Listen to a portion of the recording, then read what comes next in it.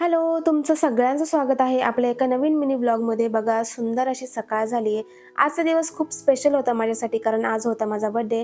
मस्त सूर्योदय होते आणि सकाळी उठल्याबरोबरच सगळी मी साफसफाई करून घेतली, कारण आज माझ्या बर्थडेसोबत आमच्या घराचा देखील बर्थडे होता. आमच्या घराला आज झाले होते 3 वर्ष कंप्लीट.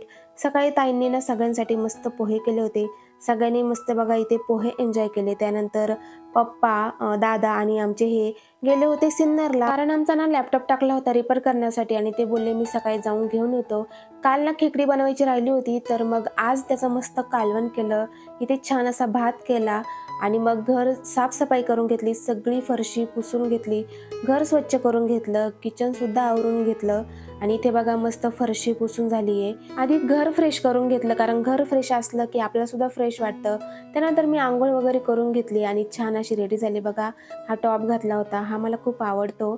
आणि मग माझं श्रद्धास्थान आहे, त्यांना त्रिवार वंदन केलं. हे वर्ष मला सुखाचं, समाधानाचं, आरोग्याचं जावो यासाठी त्यांच्याकडे प्रार्थना केली. त्यानंतर ताईंचे आशीर्वाद घेतले. ताईंनी मला भरभरून प्रेम दिलं, आशीर्वाद दिले. त्यानंतर पप्पा आणि हे आले होते सिन्नरवरनं. पप्पांनी माझ्यासाठी गुलाबाचं फूल दिलं होतं, ते आमच्या इथेच लावलं होतं. मग मी त्यांचे आशीर्वाद घेतले, दादांचे सुद्धा आशीर्वाद घेतले, यांचे सुद्धा आशीर्वाद घेतले. सगळ्यांनी मला परत एकदा शुभेच्छा दिल्या. मग आलो होतो आम्ही आमच्या शेतात, कारण ताई दादा यांना निघायचं होतं पुण्याला जाण्यासाठी, कारण भुवी आणि रावीची होती एक्झाम, त्यामुळे त्यांना निघायचं होतं. आणि हे बघा आमचं गव्हाचं शेत. तर ताई, दादा, परी, भुवी, वीरा, पप्पा आम्ही सगळेजण आलो होतो. त्यानंतर हे दुसरं शेत आहे जिथे आम्ही कांदे लावले होते आणि आज कांदे काढण्याचं काम चालू होतं, तर तेच कांदे घेण्यासाठी आम्ही इकडे आलो होतो. आणि ते बघा या सगळ्या बायका आल्या होत्या कांदे काढण्यासाठी. यांची ना दुपारी जेवणाची सुट्टी झाली, त्यामुळे ते सगळे त्या जेवण करताय. मग आम्ही गोणीमध्ये कांदे घेतले आणि मग कांदे घेऊन निघाले दादा.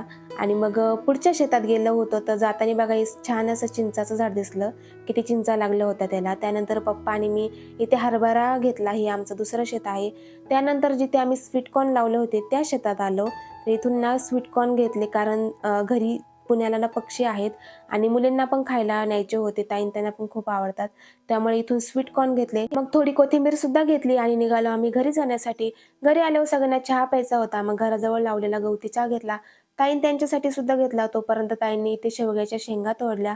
मग त्यांना निघायचं होतं घरी जाण्यासाठी, पण माझ्या पूर्ण फॅमिलीने मिळून ना मला खूप मोठं बर्थडेचं सरप्राईज दिलं, खूप मोठं असं गिफ्ट दिले. तर ते काय हे बघण्यासाठी पुढचा व्हिडिओ नक्की बघा.